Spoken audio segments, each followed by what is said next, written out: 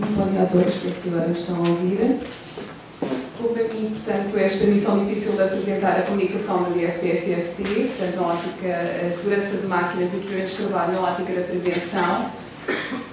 É um tema muito vasto e vão provavelmente ouvir aqui várias perspectivas ao longo do dia, que vos interessarão mais num ou noutro ponto. Portanto, aqui pretende-se integrar, no modo geral, no enquadramento da legislação também, a ótica do técnico de prevenção, que obviamente, no caso da ACT, atuará por vezes em conjunto com os inspectores do trabalho, quando assim for necessário. Vou então dar início à apresentação.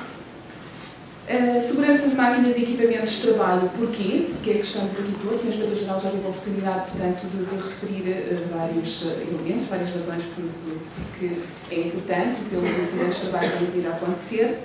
A segurança de máquinas e equipamentos de trabalho visa essencialmente garantir a segurança e saúde dos trabalhadores. Os meios para atingir o objetivo são vários, são múltiplos, desde as disposições legais, quer em termos de legislação europeia, que nós, como Estado-membro, temos de cumprir, e que, no caso das diretivas, são transpostas para o direito interno, no caso dos regulamentos de aplicação direta, obviamente, sendo que, neste caso das diretivas, temos diretivas de máquinas e equipamentos de trabalho, vamos ver a seguir, também das normas, particularmente das normas harmonizadas, e ainda orientações da OIT, visto que temos algumas convenções certificadas, designadamente a 155, e ainda a atuação das autoridades competentes e fiscalizadoras, para além, obviamente, de boas práticas que venham a ser entendidas pelas empresas, os empregadores, e também outras sinergias que se vão, portanto, que vão acontecendo, e, inclusivamente, novas formas de organização de trabalho. Passaria também a referir que a segurança de máquinas e equipamentos de trabalho tem uma ligação direta à Estratégia Nacional de Segurança e Saúde do Trabalho, que foi aprovada por resolução do Conselho de Ministros, a resolução 177 de 2015, aprovada em 18 do 11, data de 18 do 11, aliás, cujos principais objetivos são promover a qualidade de vida no trabalho e competitividade da empresa, diminuir fatores associados às doenças profissionais, como tal, e diminuir os incidentes de trabalho e taxa de incidência em 30%. Em termos de responsabilidades, porque é importante saber o que temos de fazer, qual o papel que temos de fazer ao longo de uma cadeia em que estão responsabilidades diferentes, desde a parte do projetista, fabricante, até fornecedor, até ao utilizador, entendendo-se aqui como utilizador, o empregador. Esta figura está nos nossos folhetos, penso que já terão a oportunidade de conhecer, porque estão disponíveis inclusivamente no nosso site para descarregar gratuitamente. Vemos então dividido em duas partes, a responsabilidade do projetista, fabricante e fornecedor, onde há responsabilidades ao nível do projeto, portanto, a própria concepção, portanto, todos os perigos devem ser equacionados e quando feito, portanto, o projeto, quando feita a concepção da máquina, deve ser tudo tido em conta. Ultimamente tem havido alguns artigos no sentido de que muitas vezes não é possível ao empregador comatar certos perigos ou certos riscos derivados de perigos que deveriam estar previstos, portanto, também ao nível do projeto. Mas isto depois deixarei para ser abordado pelos fabricantes que se encontram, portanto, nos painéis ao longo do dia. Temos também a questão, portanto, do fabrico, em que inclui, obviamente, alguns requisitos legais que têm que ser cumpridos e normas harmonizadas. Depois também os colegas irão falar, portanto, a seguir, designadamente a nível das proteções, fornecimento e instalação da própria máquina, depois, portanto, será utilizada na ótica, portanto, do operador, condutor, de máquina, manipulador, em que já está, portanto, numa fase da empresa em que já teríamos alguns outros itens a ter em conta. A seleção e compra do equipamento, portanto, há determinados requisitos legais e normativos a ter em conta, a própria utilização, quais os usos que são dados, devem estar muito bem relacionados, não se pode utilizar um equipamento indivíduo para determinada atividade, a própria inspeção, verificação, manutenção, que também foi focada há pouco pelo Sr. Inspetor-Geral, a modificação e o desmantelamento da própria máquina, que termina assim, portanto, o ciclo de vida. Cabe ainda lembrar que, relativamente à legislação a ter em conta, para além da legislação específica, portanto, ao nível da Diretiva Máquinas e Equipamentos de Trabalho, temos ainda a considerar a legislação da ECC. Cabe aos técnicos de segurança do trabalho e técnicos superiores de segurança do trabalho fazerem, portanto, terem isso em consideração. A diferença entre máquina e equipamento de trabalho, basicamente, enquanto a máquina ou equipamento em que das partes, portanto, é móvel, tem uma fonte de energia que se alimentar, o equipamento de trabalho é quando a máquina já está, portanto, em funcionamento. A nível de enquadramento legal, não vou aqui, portanto, fazer uma dissertação sobre as disposições legais, mas só enumerar, portanto, temos de facto a resposta à Diretiva Máquinas pelo Decreto-Lei nº 103 de 2024 de junho, portanto, Segurança Máquinas, e o Decreto-Lei 50 de 2005, 25 de fevereiro, que é conhecido sebejamente pelos presentes, relativo à segurança de equipamentos de trabalho. Temos ainda outras disposições legais, no caso do primeiro Decreto-Lei 214, 95 de 18 de agosto, que não interessa tanto à área da competência da ACT, visto que é relativa a máquinas usadas, e ainda uma portaria já antiga, mas que ainda está em vigor, 5371, que se aplica também no âmbito das máquinas e equipamentos em determinados títulos. Temos ainda, como eu falava há pouco, da legislação específica de segurança e saúde no trabalho. Portanto, temos a Diretiva 4, transposta, portanto, para a Lei 102 de 2009, 2 de setembro, que foi alterada e republicada pela Lei 3 de 2014, que sofreu já 4 alterações.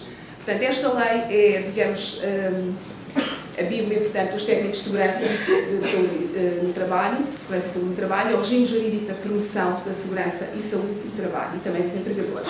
Vou destacar apenas alguns artigos, como vão ter acesso aos slides, portanto, não vou alongar muito. Chama a atenção para as obrigações gerais do trabalhador, que, de certo modo, podem ser conjugadas com o Decreto-Lei 50 de 2005, no seu artigo 3º, fala também das obrigações do trabalhador relativamente aos equipamentos de trabalho.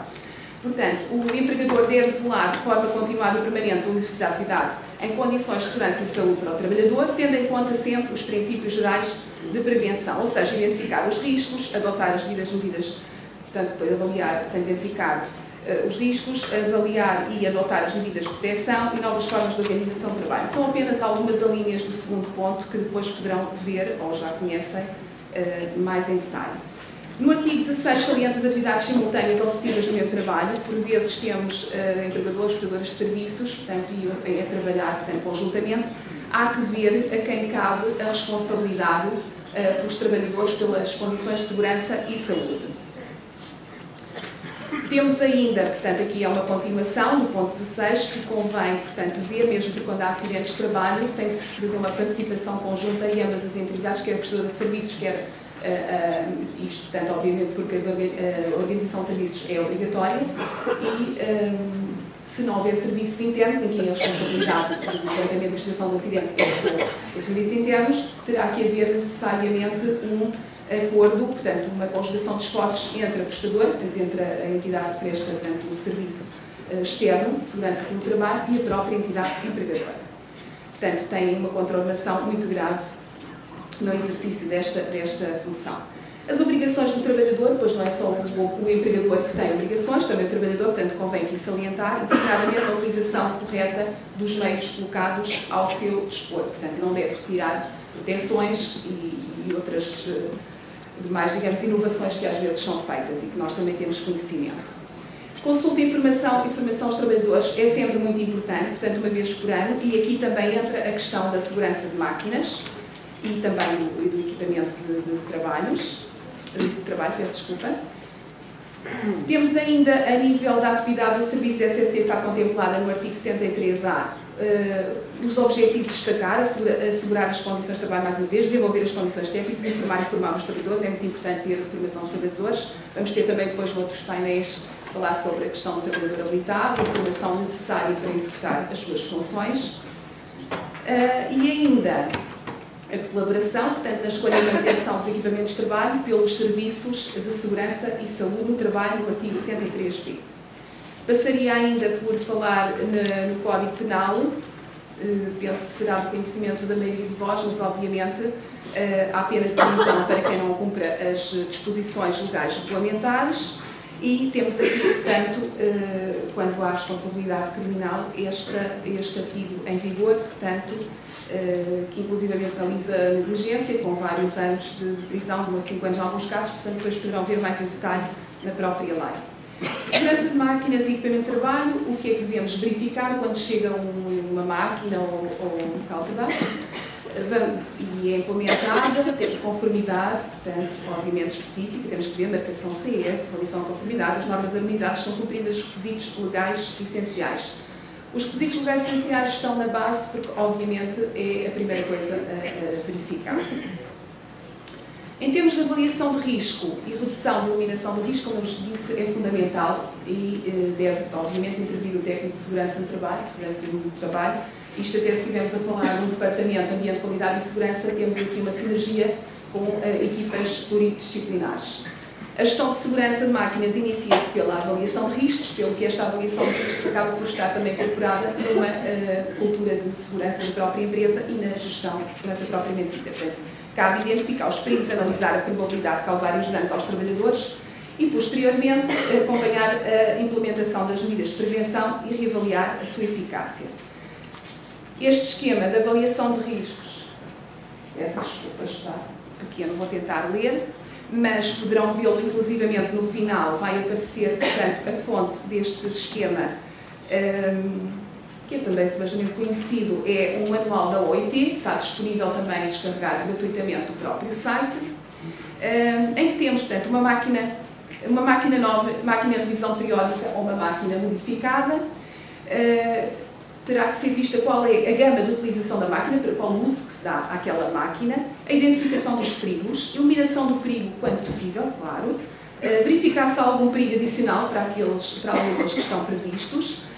Se sim, portanto, tem que se estimar o risco, avaliar-se o risco, ver se ele está controlado de forma adequada. Se está, acabou aqui o processo de redução de risco, se não está, temos que adotar medidas de proteção. Portanto, respeitar sempre os princípios gerais da prevenção, portanto, privilegiar sempre as medidas de proteção coletiva e só depois medidas de proteção individual. Se o risco estiver controlado depois da adoção destas medidas de proteção de forma adequada, verificar, se existem novos riscos devidos a alguma alteração. Se não, está completo o processo, se sim, temos que retomar a eliminação e verificar novamente quais são os perigos e eliminar o perigo.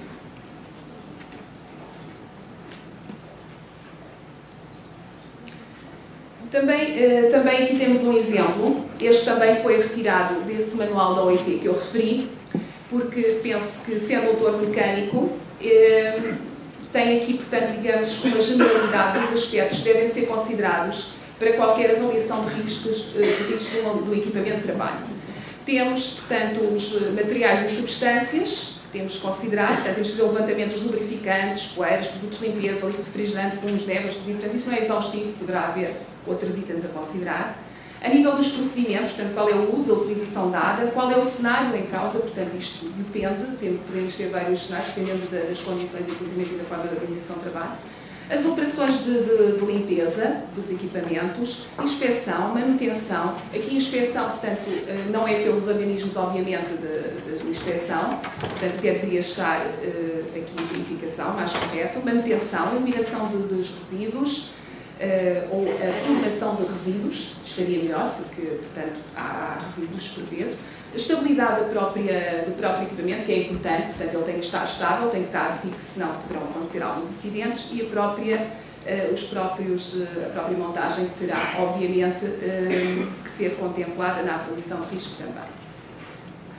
A nível do equipamento, neste caso é o torno, poderia ser um outro, temos que considerar outras ferramentas de corte que são utilizadas, dispositivos de segurança que apresentam, ar comprimido, líquidos pressurizados, vibração de equipamentos, fontes de energia, ruído, radiação, dispositivos de controle.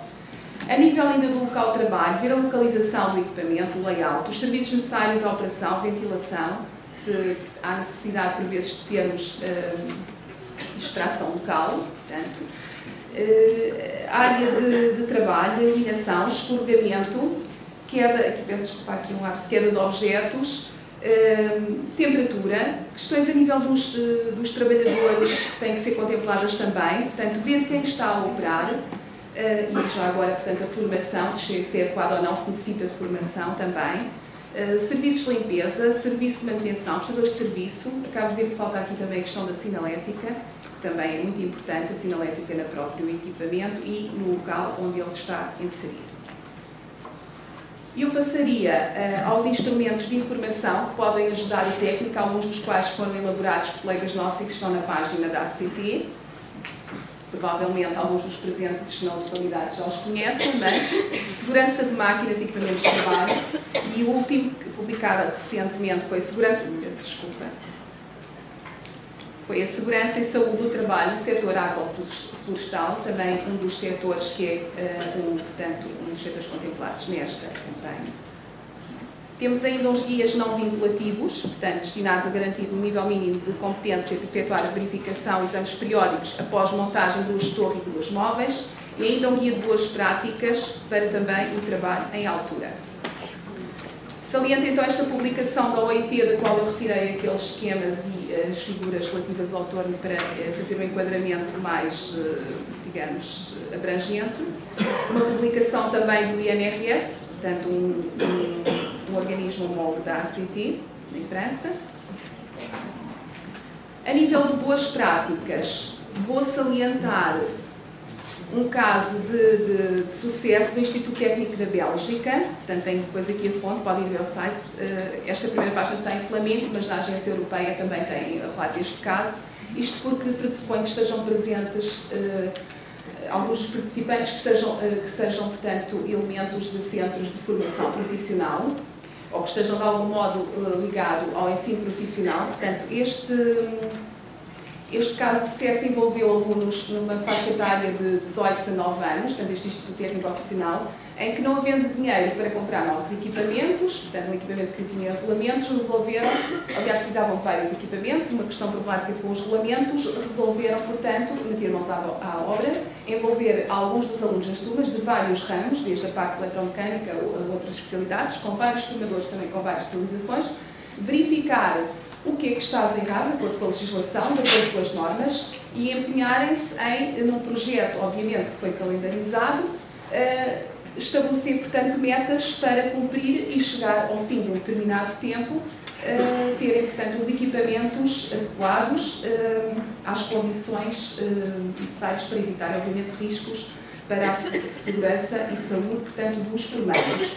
Chegou-se à conclusão que, de facto, ajudou muito para a maturidade, para as questões de comunicação e para a própria percepção da realidade dos formandos. Houve depois prémios ganhos, houve interação com a indústria. Portanto, aqui temos um caso de uma sinergia entre a parte de formação técnico-profissional e a formação e a indústria. Portanto, são realmente casos que convém ter em referência, e outros haverá mais que nós não conhecemos. Em termos de legislação, houve, portanto, recentemente um relatório elaborado por um consórcio, portanto, da União Europeia, em que foram avaliadas 24 diretivas de segurança do trabalho, das quais a Diretiva de Equipamentos de Trabalho e a Diretiva de Equipamentos de Proteção Individual, em que foi feito, portanto, um levantamento, aliás, 35 anos é feito, portanto, uma apreciação da implementação das diretivas no mercado. Obviamente que há sempre a responsabilidade sobre as diretivas da SSC, como elas estão a ser implementadas pelas diferentes entidades, e resultaram várias recomendações. Penso que este relatório não esteja totalmente público, de qualquer forma. Em termos de diretivas de equipamentos de trabalho, ressalvo só aqui um dos pontos, aliás, dois dos pontos que foram focados. Convém rever e clarificar o conceito risco específico que está na diretiva no seu artigo 6º e também classificar os danos de forma padronizada nos diferentes Estados-membros, por forma a servir de base a futuras determinações de causas de acidentes e a eficácia da intervenção visando a sua redução. Ou seja, como foram consultados vários Estados-membros, portanto, foi feita uma apreciação global de todas as diretivas e também uma individual por cada uma das diretivas. Portanto, estas recomendações são as gerais relativamente a esta diretiva em concreto, a Diretiva de Equipamentos de Trabalho.